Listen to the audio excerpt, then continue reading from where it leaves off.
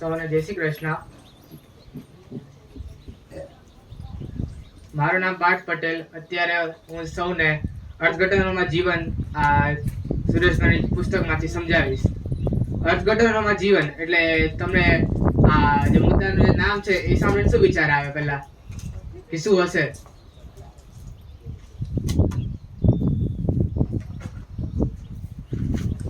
કોઈ બી શબ્દ આપણા કાન દ્વારા આવે એ શબ્દમાંથી આપણે સમજવા માટે કે ડીપમાં જવા માટે એનું શું અર્થઘટન કરીએ, એને આપણે કયા એંગલથી જોઈએ? દ્રષ્ટિકોણ. આ એક બે દ્રષ્ટિકોણની જ વાત છે. હવે હું બે પ્રશ્નો તમને પૂછીશ, એનું તમે મનમાં પહેલા વિચારજો, છેલ્લે જવાબ આપજો. શું હકીકતમાં જીવીએ છે ખરા? શું વાસ્તવિકતામાં જીવીએ છે?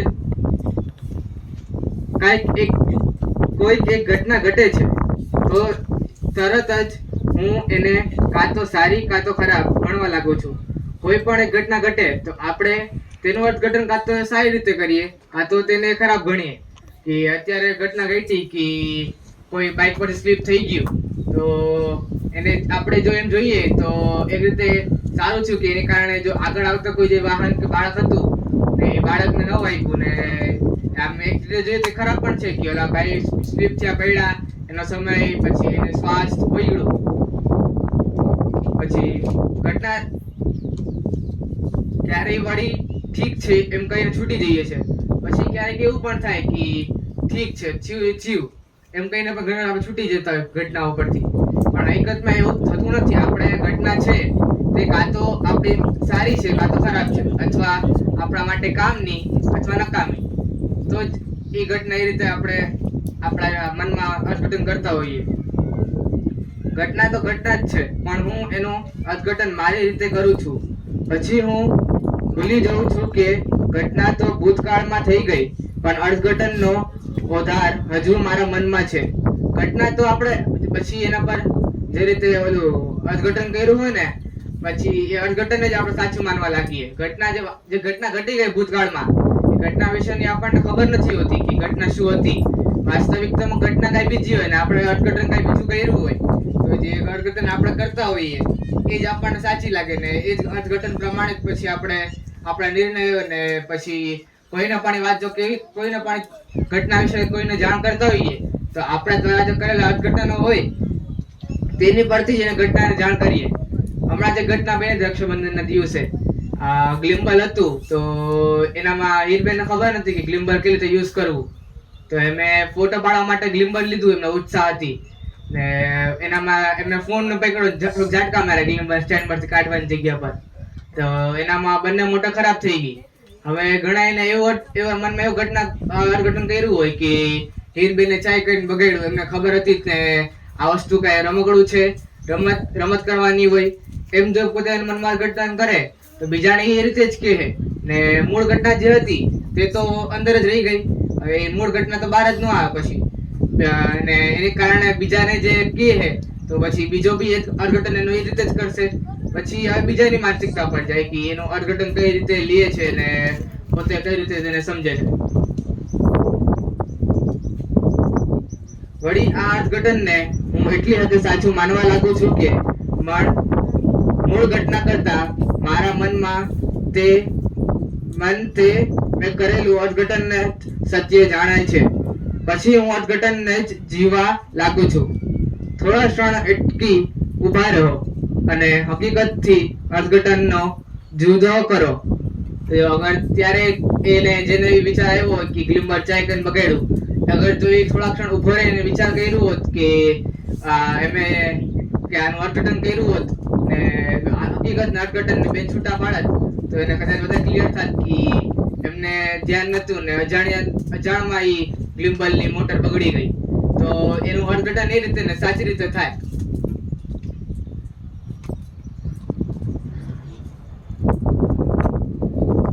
તો બધું જ જો અર્થઘટન જુદું કરો તો બધું જ દીવા જેવું સ્પષ્ટ થઈ જાય.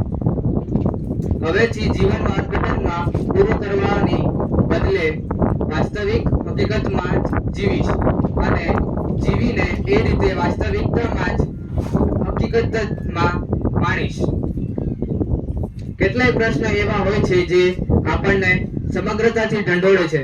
એટલે કેટલાય એવા પ્રશ્નો આપણને થાય કે જે આપણને આપણી સમગ્રતા હોય એનામાં ઢંઢોળે ને આપણને ઘણી વારંવાર આ પ્રશ્નો ઊભા થતા હોય આપણા મનમાં ને ક્યારેક એકાંતમાં બેઠા હોય ત્યારે શું આપણે જે છે તે જોઈએ છે ખરા? જે હોવું જોઈએ તે જોઈએ છે? શું આપણે બોલીએ છે તે સાંભળીએ છે ખરા? જો આપણે સાંભળીએ છે તે જ સાંભળીએ છે? જો આપણે વાસ્તવિકતામાં જીવીએ છે કે એને આપણા કરેલા અર્થઘટનમાં જીવીએ છે? શું અર્થઘટન આપમેળે થાય છે કે આપણી પાસે કોઈ પસંદગી છે જેને કારણે અર્થઘટન થાય? કેમ કે અર્થઘટન એક એવી વસ્તુ છે, અર્થઘટનનું આમ તમે કહો તો વાક્ય એમ થાય કે તમારા જૂના ભૂતકાળમાં થયેલા અનુભવો અને તમારા એવા કોઈ વસ્તુ કે કોઈ ઘટના તમે જોઈ હોય કે ક્યાંય એવું તમે સાંભળ્યું હોય એના અનુભવો હોય એ પ્રમાણે આપણે એ ઘટનાને માપીએ છીએ. આ બધા માણસો પોતપોતાની અલગ અલગ માપપટ્ટી હોય, કોઈ ભાઈ ઘટના હોય ને માપવાની. હવે એના માણસ બે રીતે જ માપી શકે, કાં તો ખરાબ કે સારું, કામનું કે નકામું. માણસ એટલું જ જોય કે આ વસ્તુ ઘટના ભાઈ ઘટી કામની છે કે નકામી, સારી છે કે ખરાબ. અને દરેક માણસની પોતપોતાની અલગ જ માપપટ્ટી હોય. કોઈ પણ એક ઘટના હોય એને અસંખ્ય રીતે જોઈ શકાય, અસંખ્ય રીતે માપી શકાય, કેમ કે બધા માણસ પાસે એની પોતપોતાની અલગ જ માપપટ્ટી છે ને એ માપપટ્ટી આગવી છે. અને એ માપપટ્ટી એની પોતાના અર્થઘટન પ્રમાણે ઉપયોગ કરે ને માણસ ને કોઈ પણ એક ઘટના છે તો એને પોતાના અલગ અલગ દ્રષ્ટિઓ પ્રમાણે જોઈ અને તેનું અર્થઘટન કરે છે. આ પ્રશ્નો ઉપર ચિંતન કરીએ તો સમજાય કે આપણે સામે જે કાંઈ બને છે તે મૂલવાને આપણે સતત પ્રયત્ન કરીએ છીએ. મૂલવાના બે જ પરિણામ છે, સારું કે ખરાબ અથવા કામનું કે નકામું. આના એક મૂલવામાં કરવા માટે આપણે પાસે એક જ માપપટ્ટી છે, આપણા પોતાના ભૂતકાલીન અનુભવો, આપણે કાઢેલા સાર. દરેક વ્યક્તિની માપપટ્ટી એક આગવી માપપટ્ટી છે, કેમ કે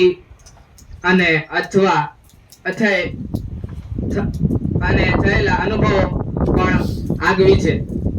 અર્થાત કોઈ એક ઘટના અસંખ્ય રીતે મૂલવી શકાય છે. મૂલવાના વ્યક્તિ જેવી રીતે મૂલણી કરે તે રીતે પોતાની ભૂમિકા એ ઘટનામાં પરતવીને નક્કી કરે છે. એટલે કાલની ઘટના બની, હવે હું એના મારી જ વાત કરું. મેં એ ઘટના જોઈ ને એ ઘટનામાં હવે મારી રીતે મેં અર્થઘટન કર્યું તો હું એ ઘટનામાં મારું ભૂમિકા પછી એ રીતે મારી ભૂમિકા એ રીતે જ બાંધું ને મારી ભૂમિકા એ રીતે નક્કી કરું કે કઈ રીતે મેં મારું અર્થઘટન કર્યું. જો મેં એવું અર્થઘટન કર્યું હોય કે એ બેને ચાય કરીને ગ્લીમમાં બગાડ્યું તો મારી ભૂમિકા હું એ રીતે બાંધું કે એના જે આગળ આવતા પરિણામો છે જે એ ઘટનામાંથી છટકબારી કરવાનું કરું અને બીજા પર નામ થોપી દઉં.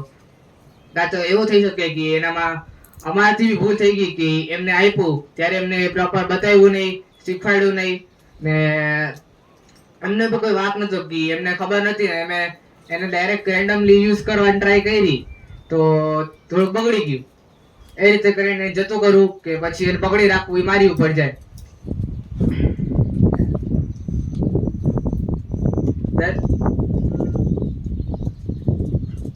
તકલીફ આ ભૂમિકાની નથી, પરંતુ એ એકમાત્ર ભૂમિકા જ હોઈ શકે અથવા એ એકમાત્ર ભૂમિકા જ સાચી હોઈ શકે એવી જળ માન્યતા છે.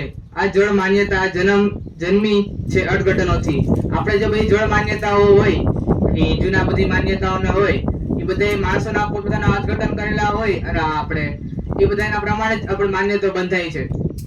હવે ઘણા એની માન્યતા હોય કે સાપ દૂધ પીવે તો એના અર્થઘટન એ રીતે જેમ કરે પોતે એમ જ હોય, પણ વાસ્તવિકતામાં સાપ કે કોઈ બી પ્રાણી, સાપ જેવું કોઈ રેંગતું પ્રાણી હોય એ મોસ્ટલી દૂધ ન પીવે, કેમ કે એના શરીરને એ પચે નહીં ને એને કારણે એનું મૃત્યુ પામે.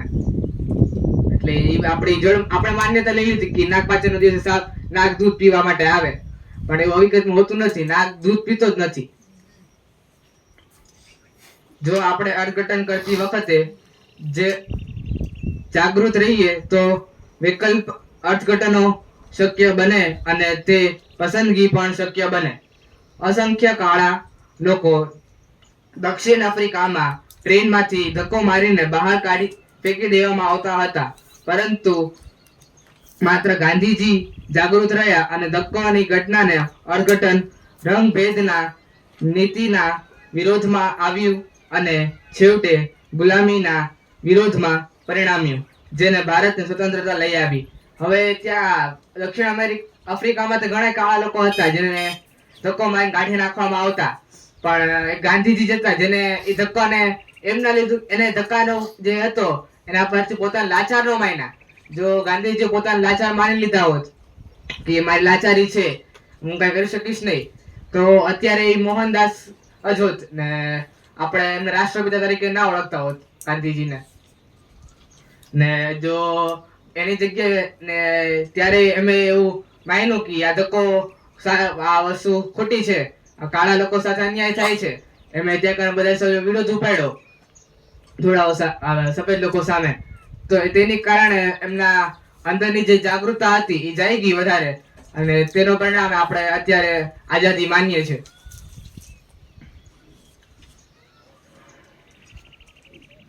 શું આપણે જ્યાં પણ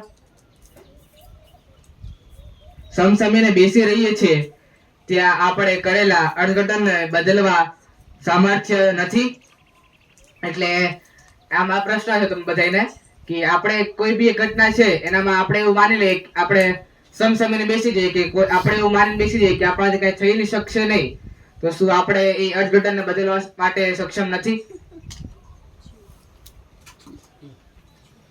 તો આપણે એ બદલવો જોઈએ કે એવું માનીને બેસી એવું જોઈએ કે આપણાથી નહીં થાય? હવે તમને શું લાગે, આપણે વાસ્તવિકતામાં જીવતા હતા કે કરેલા અર્થઘટનોમાં?